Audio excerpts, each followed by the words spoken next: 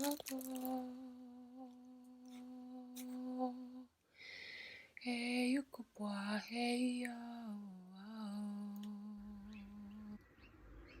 guys.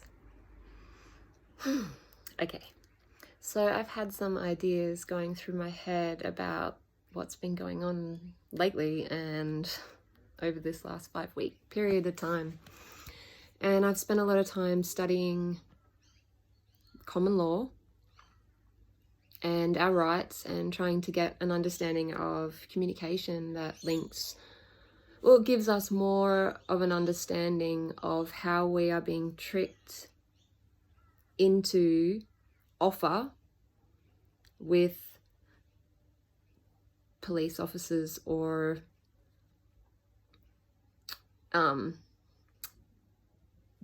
any authoritative kind of presence.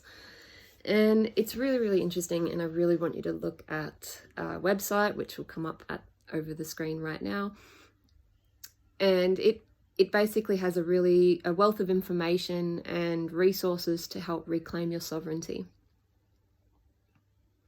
So I've been writing about sovereignty for quite a while now, and it's been a huge journey, because while I've been writing this book about sovereignty, I have had to recognize and acknowledge all the areas and aspects of my own self in which I've been enslaved to my own belief systems, to my own frameworks, or to my own expectations, linked in with conditioning relating to upbringing, etc.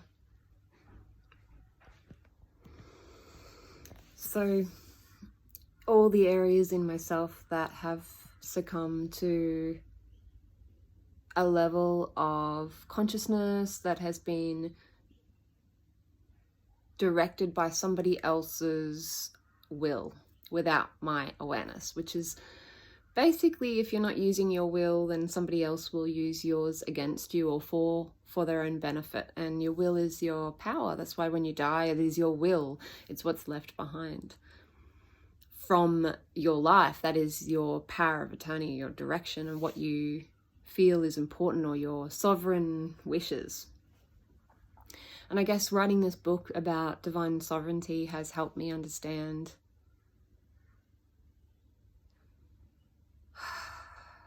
how squished some of my understanding of my own consciousness was, based on having my will squished at a young age through my family upbringing, through a lot of common storyline consciousnesses that were coming through as a part of my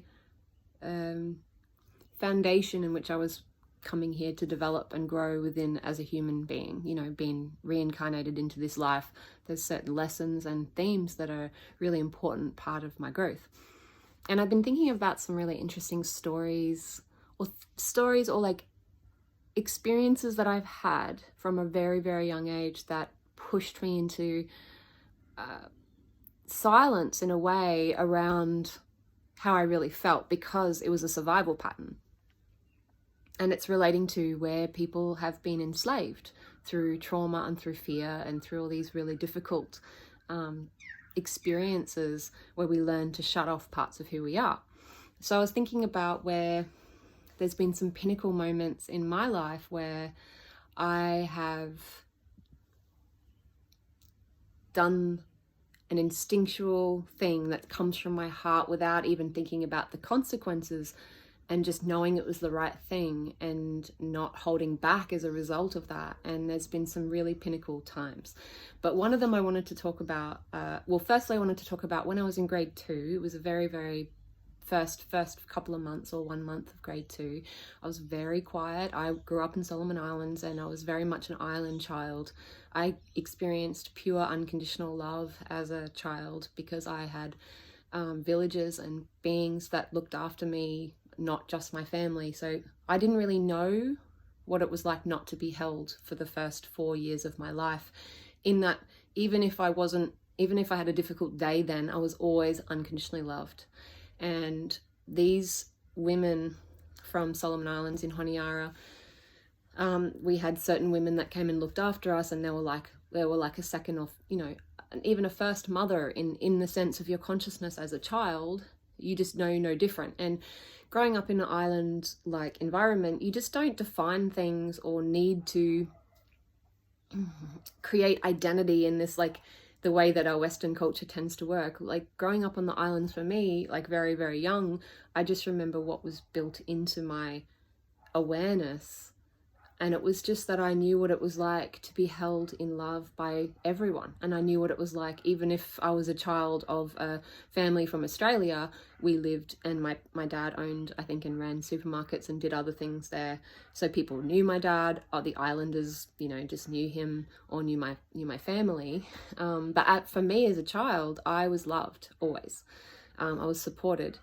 There was full creativity for me for the first 3 or 4 years of my life. And I had no, aside from my parents' lack of understanding, or my dad's lack of understanding of creativity or creative energy, because he had real scolded inner child energy. So it made him feel that it was sort of destructive to be creative, or, you know, he was fearful of it to some degree. So when we moved to Australia, it was such a huge shock for me. I never realized that until I actually started going through all this illness process over the last 10 years, and I had to do a lot of trauma healing. And through that trauma healing, I realized how much moving from Solomon Islands, which was very free-spirited, open, loving, I just knew unconditional love. It was, I don't even know how to explain it. The women and the men and the people in that type of environment just know nature. They live so closely to nature. And so there's no division in anything. Everything's connected, and they just know that. It's not even like they have to have books or read books or any of those things. There's just a heart wisdom that a lot of the West, like other parts of where, you know, in Australia, for example, don't always know how to connect to. So moving to Australia was a real shock for me, and it kind of shut me down. I was a very creative, expressive. I was usually naked, running around with pegs in my hair, screaming opera as a child, but not like overtly out of control. I was just free-spirited, just very free and very creative. Everything was very abstract for me as a child. I used to have very weird dreams that were also nightmares sometimes, that were just shapes or sounds or weird feelings, and they just used to traumatize me, like sometimes, because they were just so hard to comprehend.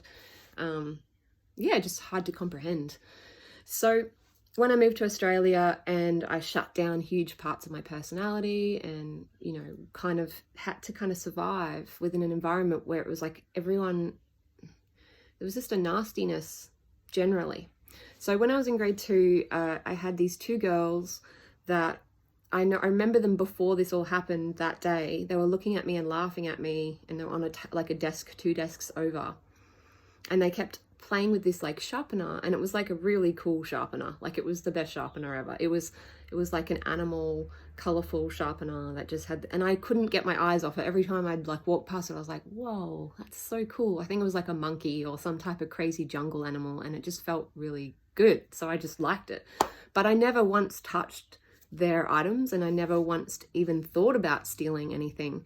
But after that moment, I think like morning tea must have happened, and after lunch, like a while later, I suddenly get called into the classroom by my teacher, who then proceeds to tell me that I stole that sharpener, and that it was found in my desk, and the 2 girls had dobbed on me and they saw me doing it, and then they found, you know, they all found it in my desk. So these girls had essentially framed me by putting their sharpener in my desk, and then telling the teacher that I stole it. And then the teacher believing them because she saw the evidence, and she screamed at me. Like, she called me a liar at the top of her lungs, and every time I denied doing it, she screamed at me more. And it was like a 20-minute, I get kind of almost shaky now because I haven't talked about this openly to anyone. But it really affected me. It really traumatized me. I remember feeling so silenced that day. And I remember knowing it was never safe to open up and talk about what I really felt or what had happened, and that nobody would believe me anyway. And in truth, I've had a lot of experiences like this where my gentleness, my kindness, and my anxiety is used against me because of my sensitivity. And it is the I guess the next story I wanted to talk about, which was really, really impactful, and it kind of helps me highlight whenever I lose sight of who I am and why I'm here, and get overwhelmed with all the collective emotions that make me believe that I'm less than who I am, which is just part of my self-worth and trauma that I'm working and continuously chipping away at, day by day. And I've come so far, but it is sometimes a process where you do really well for a while and then you go through a little bit of a flip. And with this time that we're going through now, it's just really easy to get affected by a lot of this a tsunami of emotional energy that people aren't really processing yet, because we're just in so much shock. There's so many different storylines, there's so many narratives, it's so overwhelming, and there's a lot of mind control happening and been happening for a long time. So a lot of that stuff's coming into play. So I was about grade 4. I used to help a lot of people who were getting bullied. So I used to sneak off to them and bring them, flowers or like little leaves or like presents, or just go and talk to them. Often when I saw someone getting, really brutally attacked or something. And there was this one girl who was my friend's younger sister. So she was a grade or 2 below. And I used to go and check on her because she used to get picked on a lot. And she was a really lovely person. She just didn't have any confidence and just naturally got targeted a lot.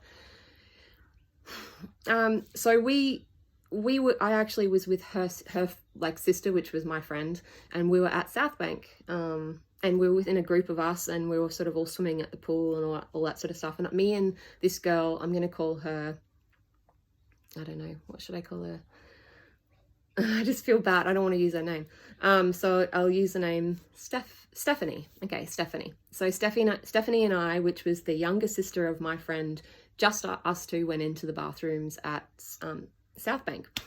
And basically I went and had my shower first because I'd been swimming and I had the chlorine. So you wash all your stuff off, and then I came out, and then I came out to Stephanie crying, and she was hunched over, really, really upset, and just was shut down and traumatized. And I was like, what happened? And I'm 9 or 10 at this time. Okay. So I'm 9 or 10 and I felt furious what was happening. She said to me, those 3 girls over there came and grabbed my bear bag off me, and they just stole it off me.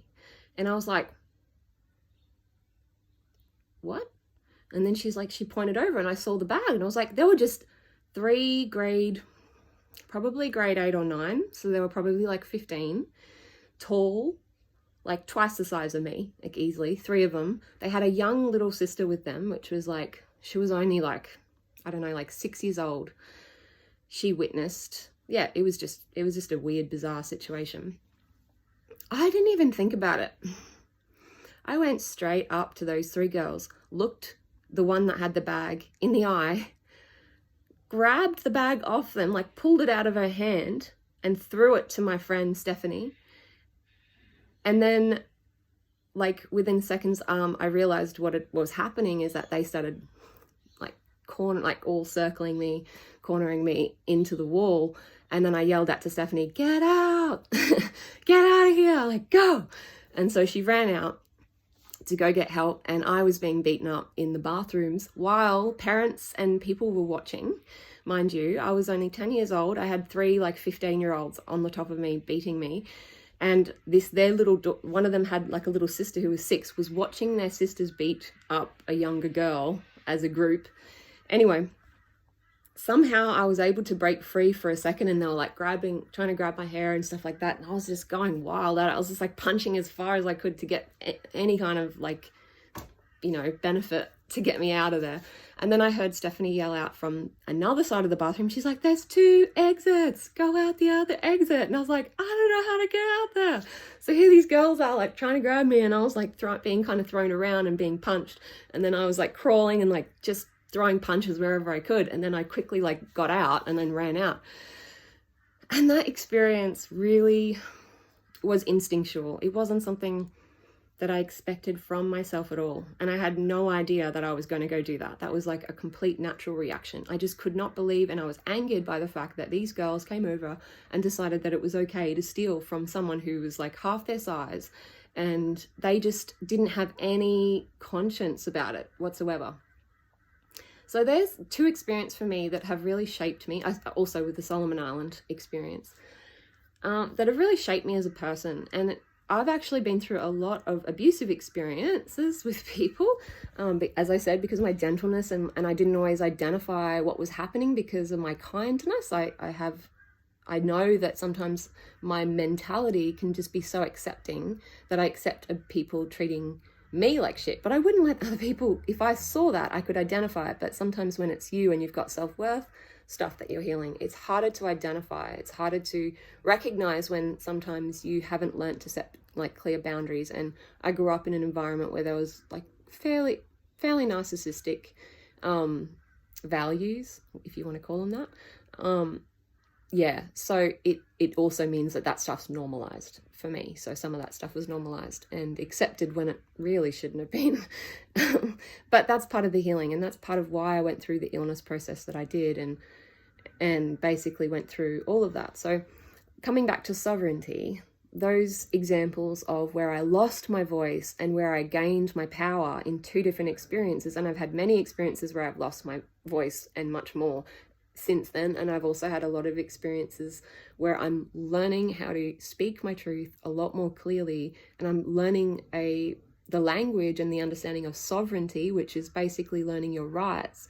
So dealing with authoritative like figures, it gives you the opportunity to start to learn how to deal with conflict without the trauma and the personalism, even though that's going to be a part of it regardless of whatever you do, because we're all human and we're all personalized experiences, and we all, there's a level we just need that's just who we are. Like, we're always going to have those like negative and positive experiences simultaneously in anything, because it's part of the learning experience, and our ability to decode the experience helps, whatever outcome we're trying to, or our soul, our higher self, or our animus, which is our physical connection self, the earth connection self. We need the guidance from both of these aspects to help us stay on path, especially with the amount of mind control that's happening at the moment, and the amount of like manipulation, and the amount of like intense attempt at trying to govern a world into a very limited consciousness, instead of actually doing what we're meant to be doing, which is be stepping into a much more expanded consciousness. So anyway, I really wanted to share a little bit about my past experiences and some things that have really shaped me as a person on this planet, and part of the things that drive me now. So the feeling of knowing what it feels like to be silenced and accused of being guilty at something and framed for something at the age of, I think it's like 6 or 7, coming from Solomon Islands, where things were so loving and free-spirited. I just didn't have any concept of nastiness before that, in that same sort of sense. And then coming to that, it really shook me to the core. And I think that actually is part of, I've only just realized this the last few days, but that's part of what drives me to help people. It's what drives me to help people empower themselves even more, because I know what it's like to be shut down and have an authoritative figure, or several authoritative figures, really not live up to true leadership, and to actually, if anything, cause serious harm to the people they're meant to be leading. And I'm just not okay with that. So basically I wanted to leave it at, it's getting dark, so I'm just going to finish it. But really the whole thing is, we need to stand up for our rights. We need to learn about our rights. This is the time to understand our sovereignty, so we can overcome the consciousness and the past narrative of slavery. Slavery is sovereignty's shadow. And if we don't step into the shadow self of what we've experienced as a collective peoples, and accept some of these stories and things that are actually people that have really suffered as a result of being in the shadow of this, we need to step into the light of this. And to do that, we need to master the shadow. We need to understand the neglect of the true law of the Creator, and where we have actually misused that or adapted. It's like an app. It's like the current empire uses an app on top of the Creator's power to try to justify its authority, but no being is of authority over anyone else. And no matter what your status is, you have no higher priority or claim to living than anyone else. We are all living men and living women, and that is our truth. And if you ever have to deal with any kind of conflict around authority, remind yourself, I am a living woman, I am a living man, we are a living people, and we have the right to live. And there is no law that states that anyone else is above us or below us. We are all equal. So I just wanted to leave you with that. Stand in your truth. Don't let other people squish you. Don't let other people make you feel small. We need to hold this light together with the love in our hearts for every single being that is going against humanity and every single being that's going for humanity. We need to love everyone, even the people we despise. We don't have to like them as a people, but we can love them as a fellow collective. Whether they're in shadow or in light, we can love them, and we can find ways to help the healing really truly occur, which hasn't really started to occur regarding the real shadow entity beings, because they haven't even come to any kind of accountability. And that's what I was going to say, is accountability creates healing. And not saying that you have to have an outward accountability, but even just you knowing a truth and knowing who is accountable and knowing what is going on can be what changes the consciousness, because you choose to be present with that truth rather than ignoring it. And the more people that choose to be present with the truth that exists as a part of our experience, the more that we will actually collectively start creating and living in the truthful environment that we are holding ourselves accountable to holding as a result of all this crazy distortion or darker energy, which has pushed us in a way, it's positive and negative. Like everything has both of those aspects, because it's all perspective. We can have a positive or negative perspective at any given time based on where our attention is going, and that's totally fine. That's our free will. But the truth is the truth, and ultimately we live many different versions of truth because we all have our own experiences of our life, but in the form of truth, as in love thy creator, love thy neighbor.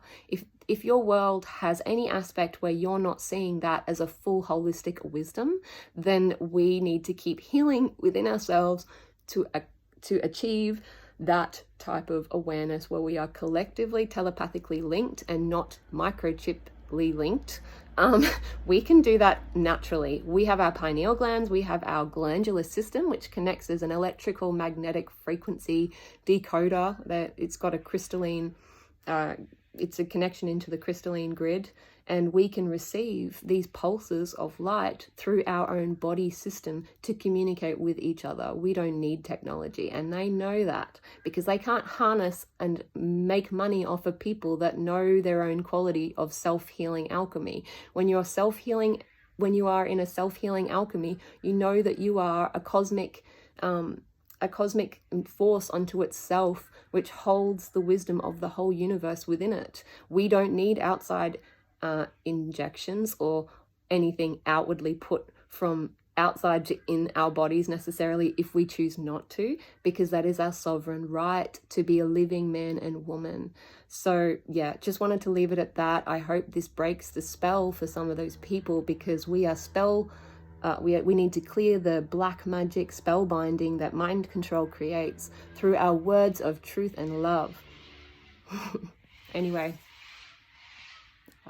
cockatoos, in the liquid crystals, they are for purity.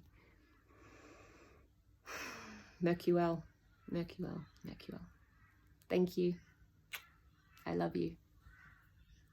Love yourselves, as I will continue to work on loving myself. And I am so grateful. Thank you.